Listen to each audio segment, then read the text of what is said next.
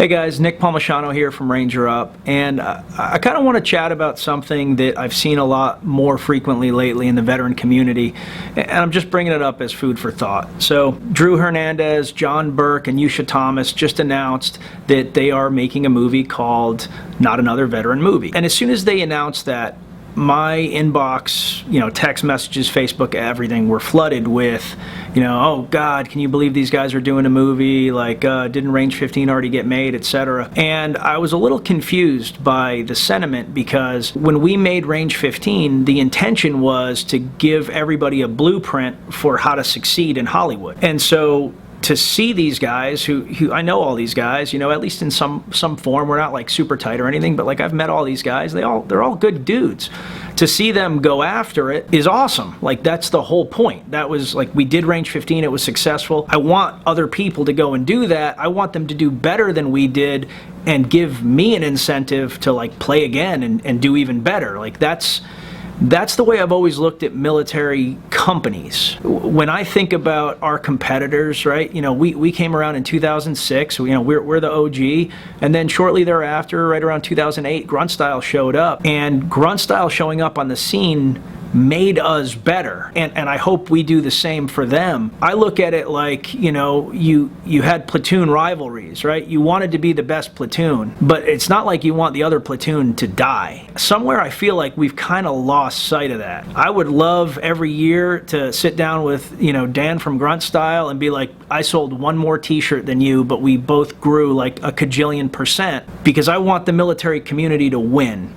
And I see a lot of people getting very petty, posting petty things about each other, about personalities and other companies and all this kind of stuff. And I think you need to be careful. Not just the people that own these companies, but like the fans that kind of get like riled up about this stuff. Like we're all human beings and none of us are particularly special. For me, a lot of people know who I am because I've been doing internet videos and content for a long time. So like I get stopped places like, oh shit, you're that guy from, from YouTube, or you're that guy from Facebook, or you did Range 15, or you're the Ranger Up guy. And it's actually weird for me because like I'm getting stopped sometimes by dudes that like have like 9 combat tours, that are missing legs, dudes that have, received award. I mean, even Medal of Honor recipients are like sometimes excited to meet some of these personalities, and like my military career in comparison to some of the people that are excited to meet me like is pathetic. It doesn't hold a torch to what they've done. And so like I always try to keep myself honest and realize like I'm a regular dude, right? And we're all regular dudes. Everybody out here, all the personalities that no matter how popular, no matter how many views, like we're regular people that did what you did, and like we should all just kind of hold on to that, right? Like there is no pressure to all be a certain way. Like some vets are going to have beards and tattoos and some won't. Some vets are going to be moto as hell and some aren't. Some guys want to call a massive attention to their service when they get out, and some guys want to fade into civilian life, and all of that is okay. But what we really need to think about is that during many eras in the past, veterans have not had attention. They have not been provided for, and they've only had themselves to kind of lean on. You look at what happened with the Vietnam generation, for example, and how hard that generation has worked to make sure that it didn't happen to our generation. And I've got news for you.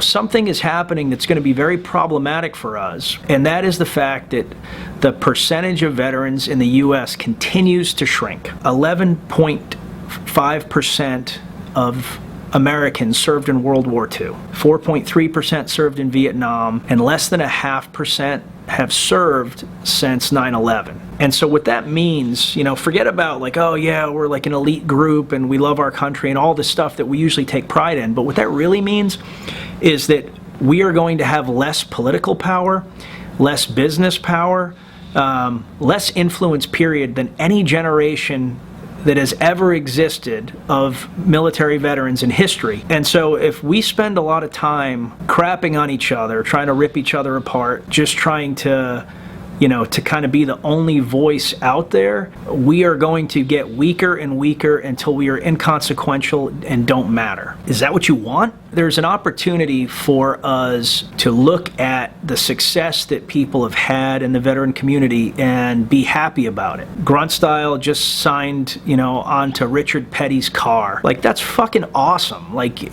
back in 2006, 7, and 8, when Grunt Style and Ranger Up were these tiny, insignificant companies, neither one of us would have even dreamed of doing something like that. And so, like, these guys are on that car. That's fucking great. Like, I am happy for them. Black Rifle Coffee, a few years ago, they were insignificant, and now they just posted a picture of their first kiosk, and it's gorgeous. And that was something that Evan Hafer has wanted to do for a long time, talked about it, and like now he's doing it. Like, that is awesome. Like, we should be really excited about that. And now, going back to what I was talking about before, like, Yusha Thomas, Drew, John, they want to make a movie, they want to do even better than Range 15. Like, how can I hold that against them? Like, I want that for them. On an annual basis, if we all do greater things, that's so good for the community. I understand wanting to beat other people. Like, I want to beat Grunt Style. They want to beat me. I want Range 15 to be, the biggest veteran movie, but not at the expense of other people trying. Like, I want somebody to come in and set a new standard and force, me and my business to try to elevate our standard. And that's what it should be about. It should be like these platoons kind of moving forward and elevating the community, and not a bunch of people kind of ripping each other apart and trying to pretend like we're all important, because really, like, none of us are. I know it's morbid kind of way.